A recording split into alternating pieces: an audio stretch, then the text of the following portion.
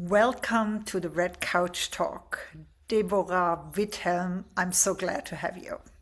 Hi, Angie. It's a pleasure to sit on your virtual red couch. Hi. It's a while back that we met, and without going too much into detail, you look amazing. Thank you so much. Thanks. I I think, dressed up for the call today, so yeah, still, like you have a very great glow. That color is amazing on you. And thank there's you. there's probably a lot of things that, I have never known about you, but also our audience doesn't know about you. So why don't you start us off with a little fun fact about yourself? Well, I think many people don't know that I ride a motorcycle, which is probably the opposite of what people expect from a small person, and a woman. So yeah, I would say that that's a pretty cool fun fact about me. Amazing. Yeah. And you are originally in Germany. I know you as a star recruiter. You want to tell us a bit more about your big why? How did you get into this job? Why are you Yeah. recruiting? What do you love about it? Yeah. Well, I actually started my career as a management trainee in a very operational, sales-driven environment. Hmm. And that gave me a strong foundation in how business is really working from day to day. And from there, I moved into a staffing environment. So this is where I had the first contact to topics like recruiting, talent acquisition, HR, client management, because I worked in the field of personal services, and I stepped eventually into team leadership. Hmm. Over time, I realized that what I'm really good at is building a structure and bringing clarity into processes, and yes, helping teams work more effectively or more efficient. And that naturally led me into my current role as a department lead in talent acquisition and resource management, where I'm responsible for combining both the people and the business side. Yeah. And what exactly are personnel services? Can you explain that to us? Well, basically, it's recruiting for external companies. So this Hmm. is what I did for exactly 5 years. So companies give us their demands in like secondment. I don't know if this is a familiar term for everyone, but they ask for resources and we borrow them, the resources for a particular time. Hmm. In Germany, we call it Arbeitnehmerüberlassung. So maybe people are more familiar with that. Um, and I also worked with companies which asked for resources via um, like contracting or just like work packages. Uh-huh. Yes. Yeah, I think a common term, not very professional, is body shopping. Oh, okay. And Okay. contracting, I think, is also Yeah. a well-known Yeah. term in our global mobility world. So, as I'm interested in the topic of recruiting from Hmm. two angles. One is from the global mobility angle, but Hmm. also from the angle of, working with clients who are looking for a job, which, Yeah. is one of my areas of how I make an income. And Hmm. I never realized, how hard it is to find a job until I started coaching people to find a job. Mm. Mm. So, if we could dive a bit deeper in, Debbie, as I'm so glad we have you as an expert on the call. There are a number of, factors that, when you look at recruiting right now, Yes. and I think the topics are very similar in Germany and Switzerland, although Hmm. maybe the way the market works is a bit different. Yeah. But Yes. still, I would like to use the chance to ask you a few cool questions, Sure. if you don't mind. And from your perspective, on, Hmm. as a recruiter, as somebody who's been in this industry and this field, and also worked with heavy machinery industry and automotive and, all of these, like, let's say, male dominated industries, what do you Yes. think are some of the current trends and topics in recruiting that, have an influence on our candidates? Well, I always try to see it from a candidate's perspective, Hmm. and I always want to have like an almost perfect candidate experience. Hmm. Hmm. So, um, from a company side, I really try to have um, continuous optimizations in the recruiting processes in the company. So I think it's not about reducing processes. It's about making them clearer to yeah provide faster feedback, to provide constructive feedback.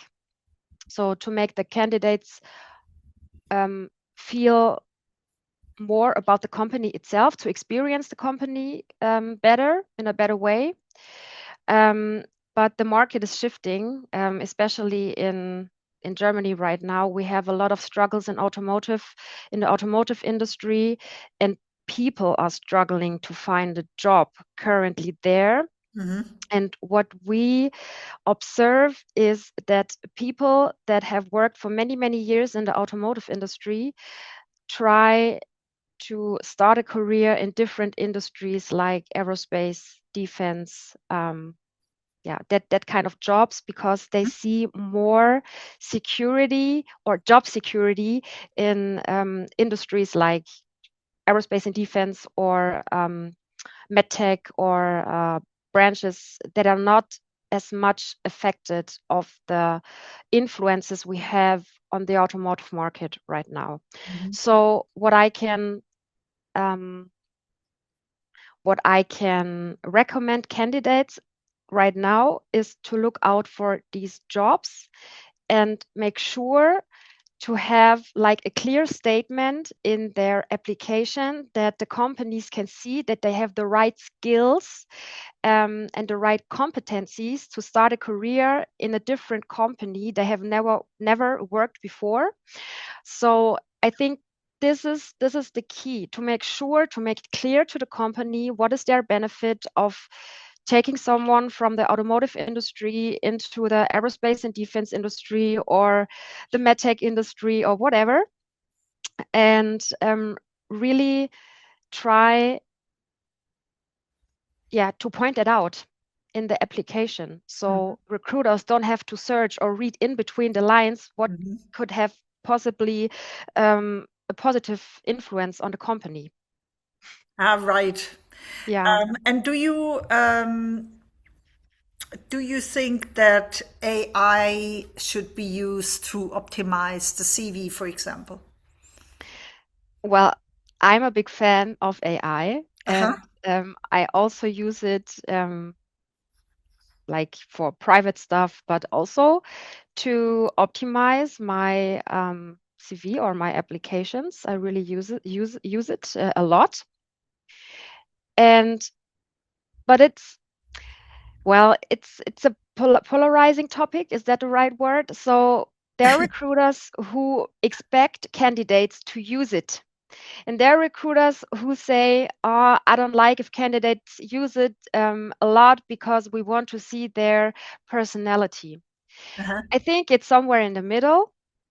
Um, I expect from my candidates that they're familiar working with AI, because it will get more and more important for the work life. So you should get familiar with using AI. And of course, there should be always a human in the loop, and you should check what the results. the result you prompted is at the end of the day, but you should use it and critically read through it and use it as a good tool to make your life easier when you write applications. And AI gives you a lot of good impulses, what you can improve in your CV or in your motivational letter. In Germany, we still often ask for a motivational letter in many or for many positions. So yes, it's definitely very, very important. And my recommendation is that candidates should use it. Yeah, Yes. yeah. So thanks for all the tips. That's amazing. And I think, that what is happening here in Zurich and in the Swiss market, I think, we're at a step where robots talk to robots. So, I mean, this is Yeah. what people are actually feeling. Like Yeah. the motivation letters, the CVs are already optimized with AI, but then also on the receiving end, the companies use AI to read through the CVs and the motivation letters, and then they point out the AI language, but also interview transcriptions go through AI for, like the thing we used to do as Exactly. interviewers is Yeah. now done by AI to decide, Yeah. is this a 4 or a 5 answer? So the question is, I guess at the end of the day, are we losing the authenticity of and do we lose valuable time in the process because, we're over technology, Hmm. we're basically over engineering the process. Yeah. Yeah. That's a really good question. I think it's a chance for Yeah, companies to make exactly there a difference in the process. yeah. Of course, it is important for companies and also for candidates to use AI, but exactly there you can make a difference in the process as a company, because then it is important how the recruiter communicates with the candidate and how the candidate experiences the company. And so I see it as a big, big chance if you put your focus on these things and put a lot more personality in the processes than before, and still you can use still AI. That's not um, that's not a Widerspruch. What's the English word for it? Contradiction. Yeah, That's not a contradiction. yeah. So yeah, well, I think I still, completely agree yeah, with you. Yeah, yeah, I completely agree with you, Debbie. I think we need to make the most of the technology, and at the same yeah, time, we need to all also remember that it's a human talking to a human. And how can we make it possible that this conversation still happens? Because a lot of candidates feel like they don't have a chance amongst the 300 applications that now go to a company through the system. And I know in Germany, I think the market is still a bit more recruiter driven than it is here. So, at the I moment, think yes, people like you, you're already doing like a pre-selection, you're giving yeah, like a long list to the company or even the short list, you manage the process. With here, a lot of it is basically driven by technology. And I yeah, think I think also, as many companies, large companies, outsourced their recruiting and HR departments in, like, say, the last 20 years to offshore locations, cheaper locations. That is also something I think we're feeling now because we don't really know who reads the resume anymore. well, that's true, but Hmm. I think uh, offshoring services like administrative tasks make sense. Yeah. Like if it comes to like salaries or something, it often is done by countries like, I don't know, Bulgaria or so. But like the consulting services, the interaction with the candidates, it is really important that a candidate feels seen and important. Hmm. And this is why I think like things like active sourcing, for example, should be done from the country where the candidates are located. Yeah, So if I search for a candidate for a position in Germany, um, I want the candidate to feel appreciated by getting contacted by a German recruiter and not getting the feeling of being just one of 100 candidates that gets contacted because yeah, someone who's not really connected to the business and maybe who doesn't understand the need in detail, just sends 100 emails to like random candidates just to yeah, get one lucky shot. yeah. And so it really depends on the tasks. And this is, like I said, are the points where companies can make a huge difference and get a huge advantage on the market. And if you talk to a recruiter that recruits you and you meet them in the office when you start a job, for example, you can be pretty sure that the employer you experience during the hiring process is the employer you are meeting when you start the job. And that's something that I find really important Hmm. because I always tell my recruiters never overpromise. Don't tell people anything you cannot um, hold at the end of the day. So the hiring process is like the best way to like show your employer DNA, and you can use it Yeah, as a really strong and good tool for employer branding yeah, and yeah. improve your candidate experience a lot. I think it's amazing what you're saying. I wanted to go back to a point. First of all, I'm not sure if everybody knows what active sourcing means. Hmm. You and I, we know that, but maybe we need to explain it to the Yes. audience. And then there was another thing I wanted to come back because I'm not sure we covered this enough yet. So Hmm. you talked about the candidate experience earlier. Maybe you could explain also, what you mean by that, or what is that when we talk about candidate experience in recruiting and in global mobility? I usually speak about expat experience because, Hmm. the people I deal with are hired from other countries or they're international assignees.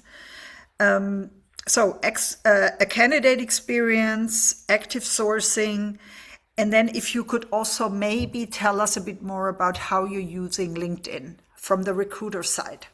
That would be really amazing. Okay, so I start with the candidate Yeah, experience.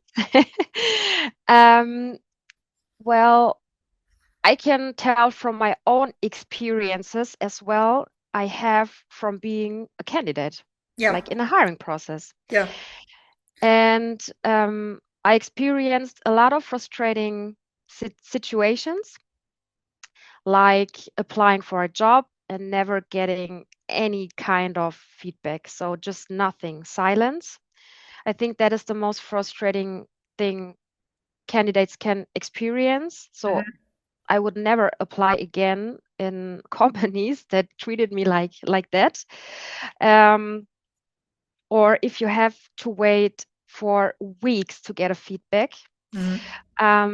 So time is a really, really important factor in candidate experience, and um, that you have a structure in the process, so that internally the stakeholders know when do I have to do which task during Yeah, the process, yeah.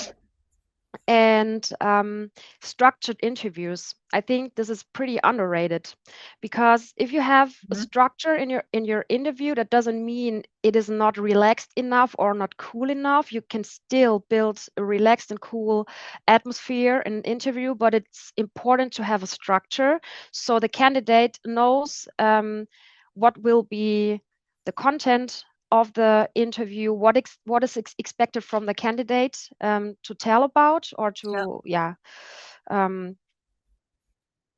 Because I myself experienced that I felt kind of lost in an unstructured interview because I couldn't tell what exactly the interviewer wanted to hear from me. So where should I start? Where should I end? And if you have a structured interview, so it is extremely important to train the hiring managers as well, not only the recruiters, to train the hiring managers as well when they conduct interviews by themselves without the help of a recruiter, to give them a proper training of how an interview should be conducted, because the candidate always gets out of the interview with a better feeling if the interview has a structure and a goal than when there's a lack of structure in the interview.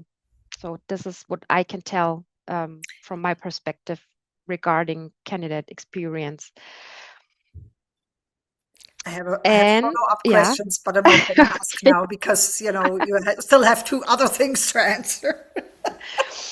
Okay. And you were talking about LinkedIn as well, right? Could you Yeah, active repeat the sourcing question? and LinkedIn. What Oh, is active active sourcing. sourcing and what is LinkedIn? Yeah.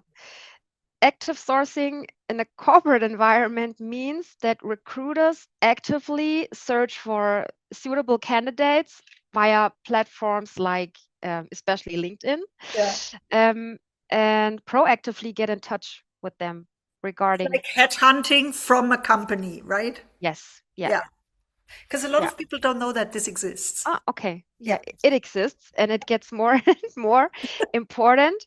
Well, yes, now we are like, especially in the automotive sector in Germany, um, maybe we have the luxury to not have to do it that intensively like several years ago, Uh-huh. but we still are looking for pretty specific skills and competencies, and you need to proactively contact candidates. So it is very important, Mhm. if you're looking for a job, that you have a proper profile, especially on LinkedIn. I'm a big fan, um, to be visible and to present your skills and competencies. I always say skills and competencies because companies are shifting what is good from hiring for roles Yeah, to hiring for competencies and skills. So this is a pretty important thing, especially for candidates to know. So you should have, in my opinion, a LinkedIn profile. Yeah, that tells something about you, your personality, and your competencies. Yeah. awesome. In so I'm not gonna go any deeper on this Hmm. because I know there's a lot of like background knowledge required to Yeah. understand how you work with LinkedIn as recruiters. I think we need to have a deeper dive into this another red couch talk Okay. because we also We can wanted to do that. talk a bit about you, Debbie, not just recruiting. So from your perspective, how do you like to build your network? And what is your experience with networking? Well, I'm a really talkative person, and I always build up networks where I work or where I live, like naturally. It's not that I actively look for new contacts. It's more about maintaining relationships I already have. So that builds your network automatically. Um, Maybe that sounds old-fashioned, but I just try to be helpful without expecting something in return. That usually creates the strongest and sustainable connections you can have in your network. And I can tell from my experience, those are the best contacts you can have. I really, really um, get a lot of help from people I know from former companies, from former jobs. They're always open for an exchange if I have questions or whatever. So I think this is what I do to build my network and keep it. Fantastic. You're a giver. yeah, could can be a bad thing as well for oneself, but I think that yeah, that's a good There's one thing summary. I don't remember exactly. Have you lived abroad? I haven't lived abroad, but what I did, I think 10 years ago, Uh-huh. was was a social internship in Brazil. Oh, right. Yeah, yeah, that was a great experience. I work in an international or in international environments, Yeah, but that was the only time I worked abroad yeah, in Brazil. Yeah, yeah. So you work with people from all over the world. exactly. Yeah, yeah. Uh, which is great because, you are one of our rock stars. And I'm sure we will have more interaction points always, Yes, because what we do is also closely aligned. yes. So, is there anything that you have coming up in the near future that you're excited about, something you want to share with our audience? Well, there's one thing. Um, I'm starting a new role from July on in a new Awesome. company, in a totally new branch. So I currently work um, in an, yeah, basically automotive driven environment, but also an aerospace and defense environment, um, digital environment. And I'm shifting to a company that produces medical supplies. So it's something totally different. And I will be in a role that has global responsibility. So this is something completely new for me to have like global responsibility. So I'm pretty excited about that. And yeah, I will start that new challenge from July on. That is so great. Congratulations. It's Thank you. fantastic. And I think this is exactly the role that you need now at this stage. So I'm really glad you're making the step, Debbie. Thank you. Can I share that you actually saw it because I liked the Yeah. LinkedIn post? Yes. Because I Yes, always tell my clients, you need to increase your network on LinkedIn and connect with more people because you never know, maybe they share something that is interesting for exactly. you. And sometimes you get a job directly through the network, through a referral. But sometimes it's also a pure coincidence like that you just Exactly. see It, something it, because somebody in your network shared it. sometimes it's easy like that. And what I can tell as well, that it was completely irrelevant that I now work Yeah. in an automotive environment and don't have experience in that new field. So it was really about my skills and competencies. So this is what I always tell my recruiters, that they have to check for skills and competencies, not for roles and titles and like the companies people worked in. Yeah, And I that's think that's the best also, thing. yeah, that's great news because it speaks to inclusion. Yeah. Yeah, So it seems that, it doesn't really matter sort of, you know, if skills and competencies are more important than everything else, then the recruiting market also is fairer than it was probably in the past. yes, And that's, I think, also something we want. exactly. Well, it was a great pleasure talking to you and wishing you all the best for the new Thank role. you so And much. I really hope we meet in person soon to celebrate. We will do. Well, I don't live far from Switzerland, so I'm pretty sure. Thank you so Yeah, much, yeah, Angie. and maybe you also, have a work trip coming up. Probably, Yeah, probably yes. yeah. Also, we have Not these unrealistic. amazing master classes in Zurich about different I should topics. Yeah, I should attend one, definitely. yeah. So you're very welcome. We would love to have you here. Thank you. All the best to you, Debbie, and speak to you Thanks to soon. you too. Bye Bye bye. bye.